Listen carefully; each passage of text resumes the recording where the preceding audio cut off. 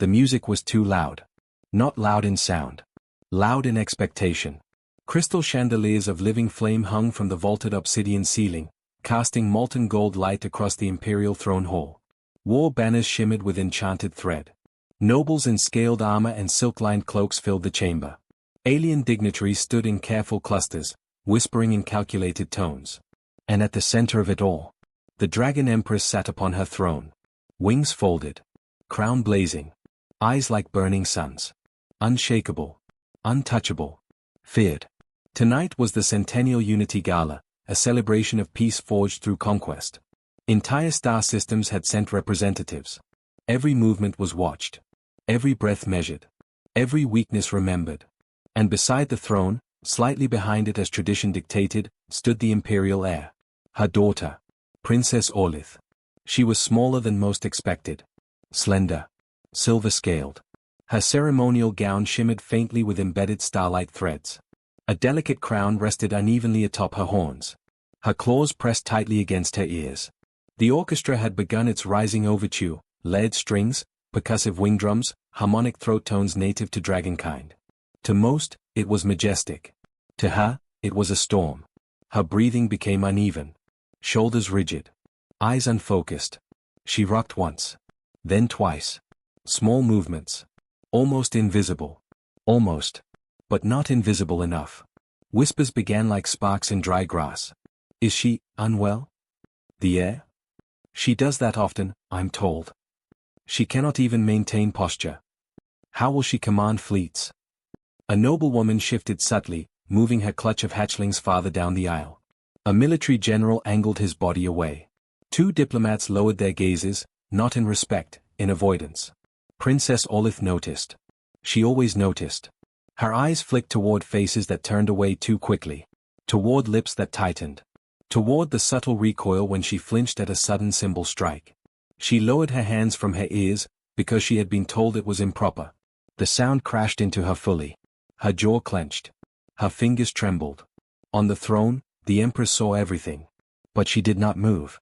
A ruler does not display doubt. A mother does not show fear. And fear, for her daughter, was the only thing in the chamber that could burn hotter than dragon fire. Hold your posture, a court attendant whispered from behind. Orlith straightened. Her movements were stiff. Mechanical. Practiced. Painful. Across the chamber doors, a new presence entered. Human. The announcement barely rose above the music. Delegate Elias Ward of Earth. Few turned. Humans were new allies. Curious. Resilient. Slightly unpredictable. But politically insignificant in a hall of ancient empires. Elias did not stride with theatrical confidence. He observed. Dark suit. Simple. No ostentatious insignia. His gaze moved slowly across the hall, absorbing everything. The banners, the security placements, the nobles. Then his eyes stopped. On her. Not the throne. Not the crown. The girl beside it. He watched her flinch at the percussion. Watched her press her fingers together in tight patterns. Watched the way no one stood within a full arm's length of her.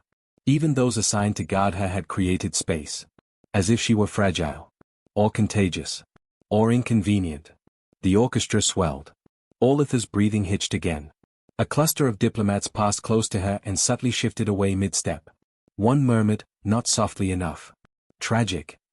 Elias felt something tighten in his chest. He had seen that look before. Not on battlefields.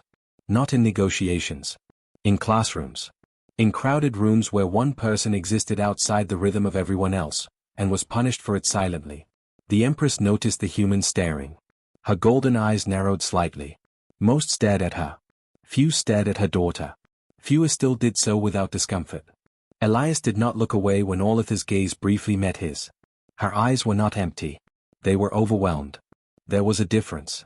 The music reached a crescendo, a celebratory blast of lead sound. Orlith winced hard. Her hands flew back to her ears before she could stop herself. A murmur rippled again.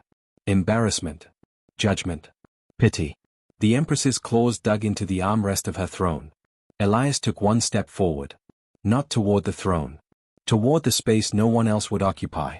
The space beside the girl. And for the first time that night, someone did not look at Princess Orlith like a problem. He looked at her like she was simply there. Simply real.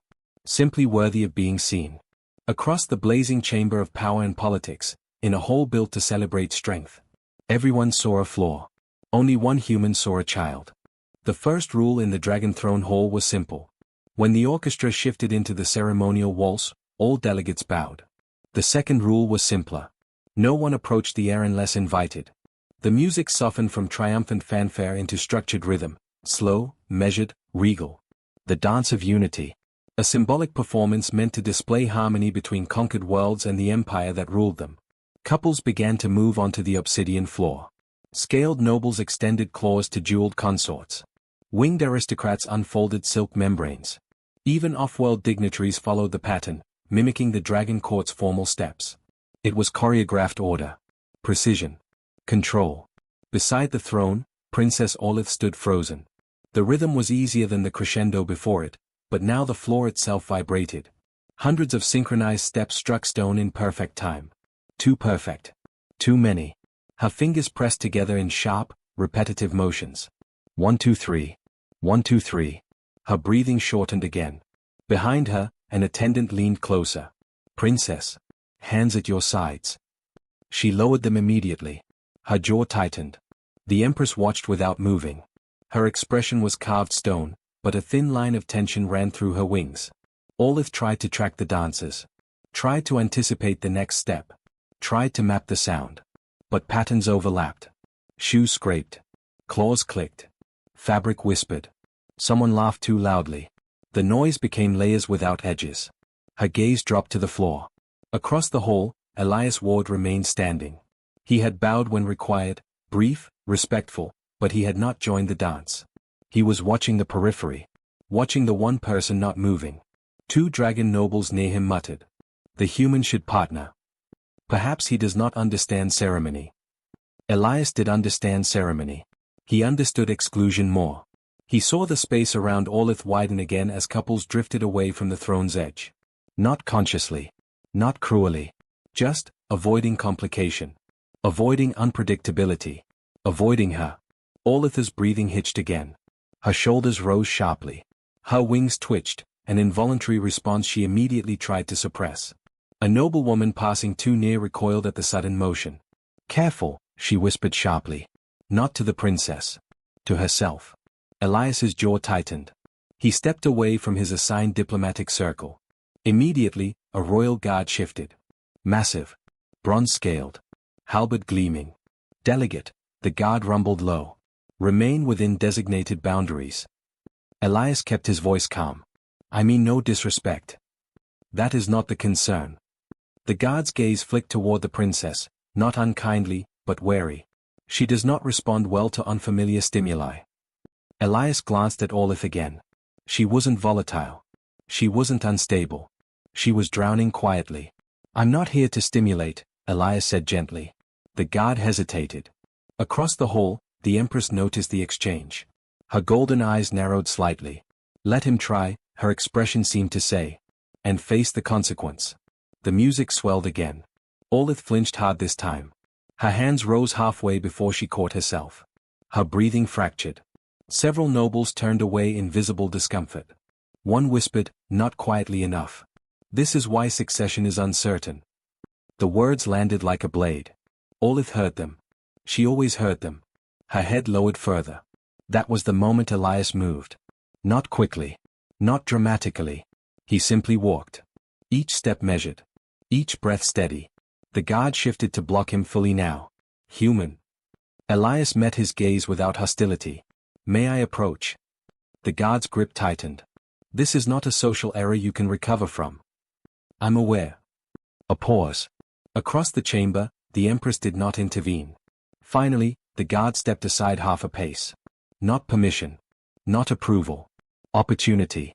Elias closed the distance slowly. He stopped 2 arm lengths away from Olith. She did not look up. He did not reach out. He did not speak immediately. He waited. The orchestra's rhythm continued, 1 2 3. 1 2 3. He adjusted his breathing to it. Then softened it. He shifted his weight slightly, not full dance steps, just a gentle sway. Deliberate. Predictable. Not overwhelming. Olith's eyes flickered upward for half a second. He didn't smile broadly. Didn't bare teeth. Just softened his expression. Then, carefully, so quietly only she and the nearest guard could hear, he lowered himself to one knee, bringing his eyes level with hers. Gasps rippled through the hall. A human kneeling before the heir instead of the throne? Improper. Unscripted. Dangerous. The Empress's claws flexed. Elias kept his voice low. Even. Calm. Hi. Olith blinked. No title. No judgment. No instruction. Just a greeting. The music swelled slightly again. She winced. Elias noticed. He shifted his sway, slower now. Breaking from strict tempo. Creating a new rhythm. 1-2. Pause. 1-2. Simpler. Quieter. Easier. He extended his hand, not grabbing. Palm open. Waiting. And he asked gently, "Would you like to dance with me?" The orchestra did not stop. The nobles did not breathe. The Dragon Empress rose halfway from her throne. Because in that single unscripted moment, the most fragile silence in the empire hung between a human hand and the girl no one dared touch. The question lingered between them. "Would you like to dance with me?" Princess Olith did not answer. The entire throne hall seemed suspended in invisible glass. Hundreds of eyes locked onto the human's outstretched hand. The orchestra faltered, not stopping, but thinning, uncertain.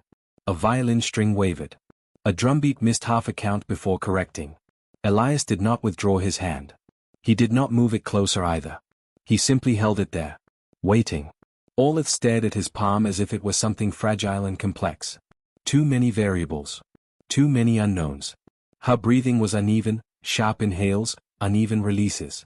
Her fingers twitched against the fabric of her gown, pressing patterns into the starlight threads. 1-2-3. 1-2-3. The music struck louder again as the conductor forced control back into the performance. Olith flinched. Her hands rose instinctively toward her ears. And then stopped.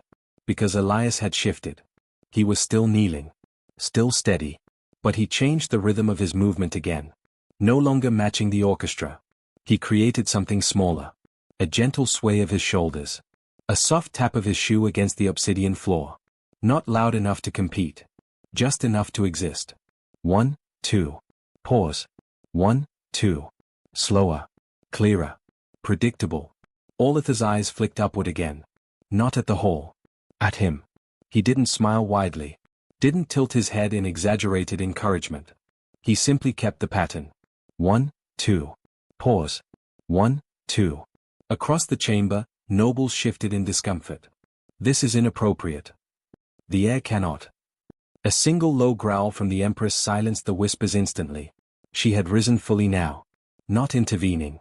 Watching. Her golden gaze burned, not with fury. With calculation. Olith's fingers slowly lowered from her ears. The orchestra's rhythm no longer dictated her world. There was another rhythm now. Closer. Simpler. She studied his hand again. It wasn't demanding. It wasn't trembling. It wasn't pulling. It was just, there. Waiting for permission. Olith's breathing slowed incrementally. 1-2. Pause. 1-2. Her body rocked slightly, but now it began to align with his smaller cadence. Elias noticed. He adjusted again, matching her sway precisely. Not leading. Mirroring. A faint sound escaped her throat, not quite a word. Not distress. Something in between. He nodded gently, as if she had spoken clearly. "That's okay," he murmured softly. "We'll go at your speed." Her clawed fingers extended halfway. Then retreated. A murmur rippled again through the court. The pressure of expectation pressed down like gravity. Olith stiffened. Elias did something unexpected. He looked away from her hand. Not in rejection. But in release. Removing the spotlight. Giving her space to decide without every gaze amplifying the moment. The orchestra regained full volume, determined to restore control. It was too much again. Olith's wings twitched sharply. Her breathing hitched. Elias stood slowly. Gasps echoed. Had he failed? But instead of withdrawing, he turned slightly toward the orchestra. He raised one hand. Not commanding. Requesting. A small circular motion downward. Softer. The conductor hesitated. Then, under the silent, blazing stare of the Empress, the music lowered. Not fully. But enough. The drums softened. The strings gentled. The oppressive wall of sound thinned. Orlith exhaled. Fully. For the first time that night. Elias resumed the simple rhythm. 1, 2. Pause. 1, 2. Her gaze steadied. And then, slowly, carefully, her claw extended again. This time it did not retreat. Her fingers hovered above his palm. The entire empire held its breath. And then, she placed her hand in his. Not tightly, not confidently, but deliberately. A collective gasp shattered the silence. The orchestra nearly collapsed entirely. Elias did not react dramatically. He didn't celebrate. Didn't squeeze. He adjusted his grip gently, allowing space between their hands. Just sway, he whispered. 1, 2. Pause. 1, 2. He guided only slightly. Barely leading. Matching her movements as they shifted into something resembling a dance. It was not elegant. Not ceremonial. Not imperial. It was small. Human. Simple. But Olitha's breathing evened. Her shoulders lowered. Her wings relaxed slightly against her back. And then, something happened that froze the whole more completely than any breach of protocol. She smiled. Not the rehearsed diplomatic curve she had practiced. Not the strained imitation of royal composure. A real smile. Small. Uneven. Unfiltered. The Empress inhaled sharply. Because she had not seen that expression in public. Ever. The nobles stared as if witnessing an eclipse. The heir to the dragon throne was not trembling. Not flinching. Not shrinking from the noise. She was moving.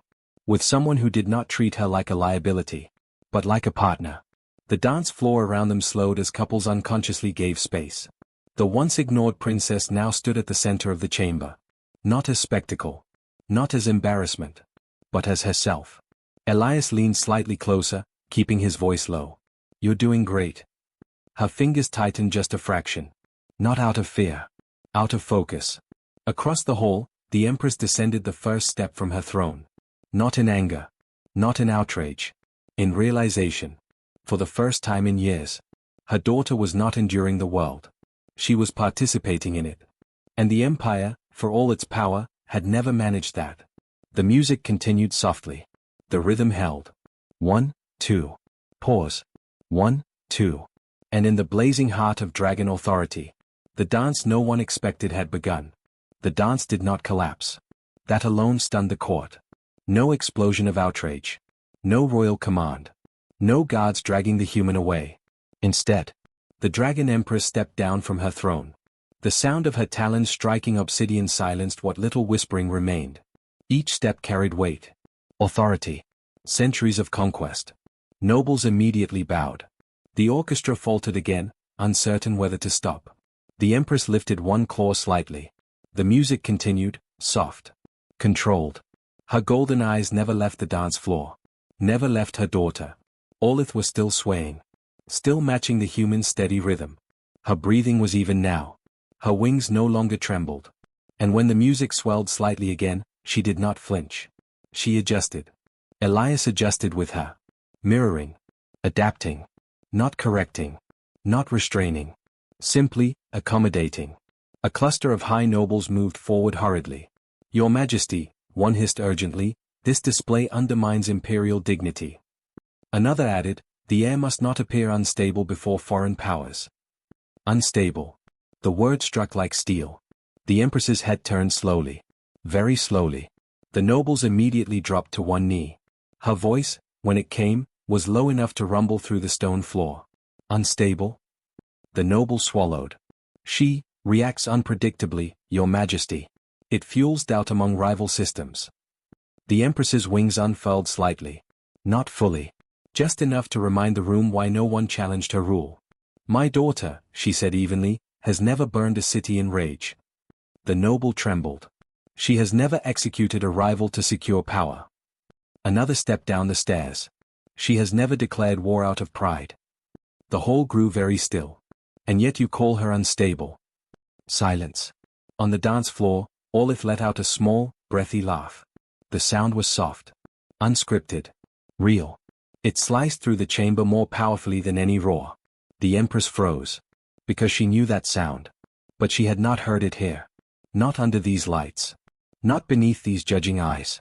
Elias shifted the rhythm slightly again as the orchestra changed tempo. He leaned closer just enough to murmur something quiet. Olith nodded. Nodded. The Empress's chest tightened. For years she had moved armies with a gesture. 4 years she had silenced councils with a stare. 4 years she had reshaped star systems. But she had never figured out how to reach her own child when the world became too loud. She had tried strength, discipline, exposure, training. Stand still. Endure it. You are air. She had thought resilience meant suppression. Watching now, she saw something different. The human was not making Olith endure the noise. He was reshaping the environment around her. When the orchestra rose, he signaled softer. When the rhythm grew complex, he simplified it. When Olith's focus drifted, he matched her instead of forcing correction. He wasn't changing her. He was meeting her. The realization landed heavy. Painful. A memory surfaced, years ago. A much smaller Olith hiding beneath a council table during a military summit. Claws over ears. Wings tucked tight. The Empress had dismissed the council. But afterward, she had said only, "You must overcome this." She had meant well.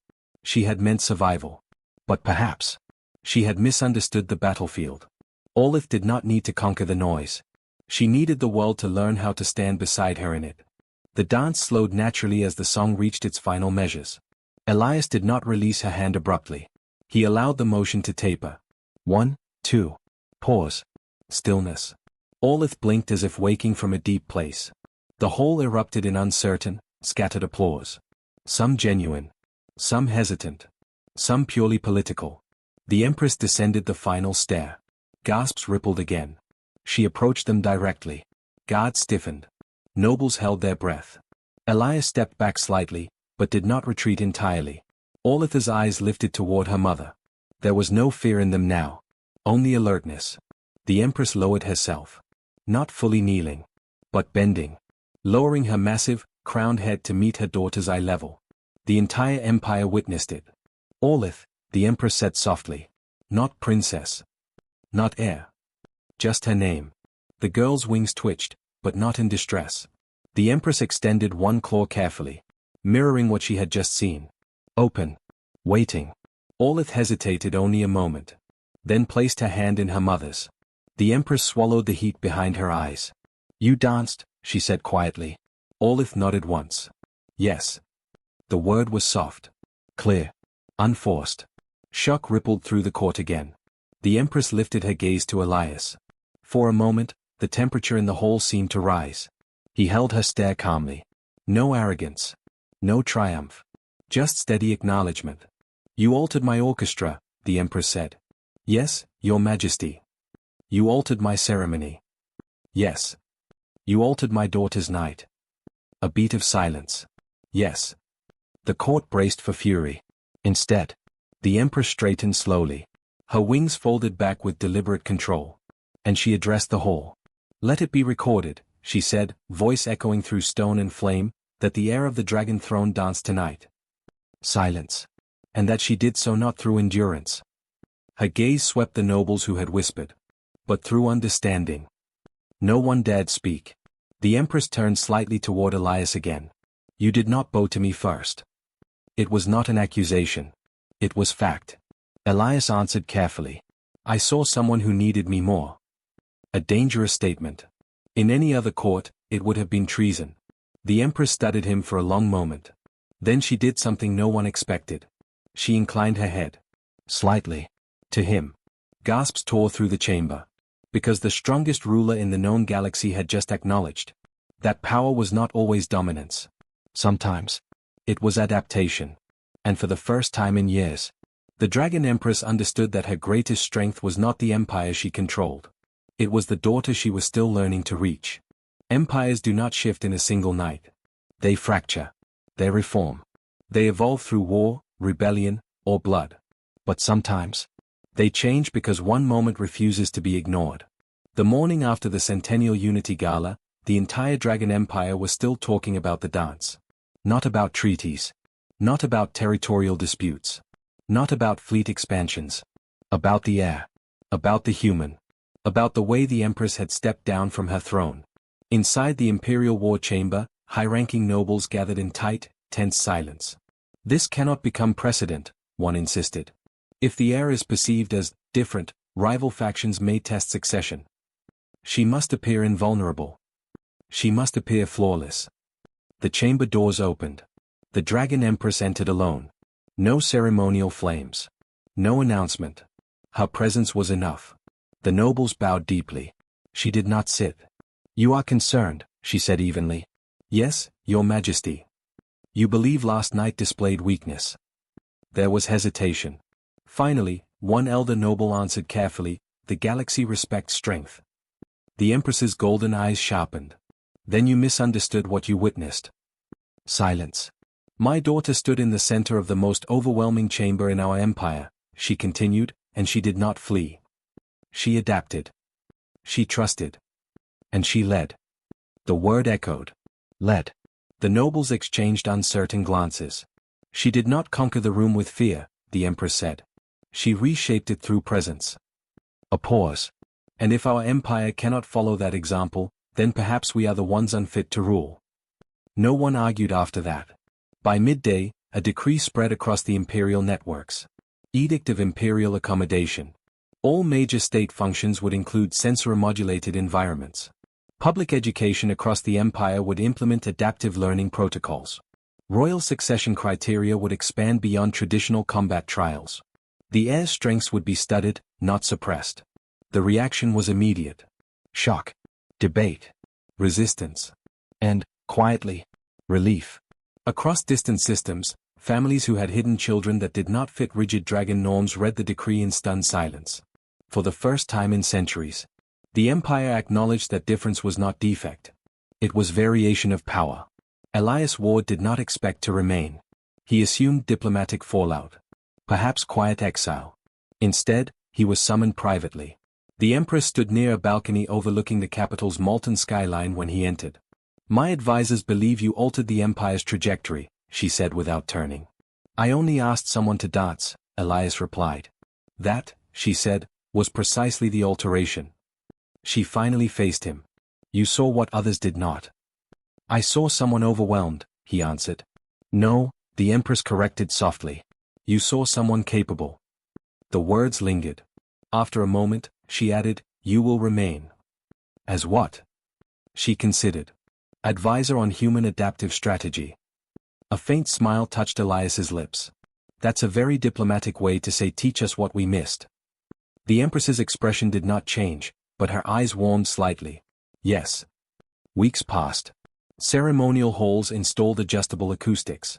Military academies introduced alternative tactical simulations, pattern recognition trials where Princess Olith excelled beyond seasoned commanders. She began communicating in structured bursts, precise, efficient, devastatingly insightful. Where others saw chaos, she identified patterns. Where others saw noise, she detected signals. Her strategic analyses reshaped fleet logistics within a month. The same nobles who once whispered now listened carefully. Because the heir did not process the empire like everyone else. She processed it better. Months later, another gala filled the throne hall. But this one was different. The orchestra played at moderated levels. Lighting adjusted subtly to reduce glare. Spacing between guests widened by design, not avoidance. And at the center, Princess Olith stood without covering her ears. She wore a redesigned ceremonial gown, woven with tactile threads she could trace when grounding herself. The Empress remained on her throne. But her gaze was not tense. It was proud. The music began. Olith stepped forward first. Not hesitantly. Deliberately. She scanned the room. Measured. Calm. Then her eyes found him. Elias stood near the edge of the hall, intentionally unobtrusive. She walked toward him. The court parted without instruction. She stopped before him. Lifted her chin slightly. And said, clearly, "Dance again?" The hall held its breath. Elias smiled. He bowed, not to the throne, but to her. "I'd be honored." They stepped onto the floor together. This time, the rhythm did not need reshaping. It had already changed. Around them, nobles followed their pace. Not the old rigid tempo. A new one. Balanced. Adaptive. Intentional. As they moved, the Empress rose once more, not to intervene, not to defend. But simply to watch. The empire she had forged in fire was evolving in understanding. And it was stronger for it. Because strength was not volume. Not dominance. Not suppression. Strength was knowing when to listen. When to adapt. When to kneel. And when to hold out your hand. As the dance ended, applause filled the hall, not forced, not hesitant. And Olith turned toward the gathered court. Her voice carried, steady and precise. Leadership, she said, is not making the world quieter for yourself. She glanced briefly at Elias. It is learning how to hear each other. Silence followed. Then thunderous agreement. And history would later record. The Dragon Empire did not transform because of rebellion. It did not fracture because of war. It changed the night a human refused to ignore a girl standing beside a throne. Empires are not always reshaped by conquest. Sometimes, they are reshaped by a single outstretched hand.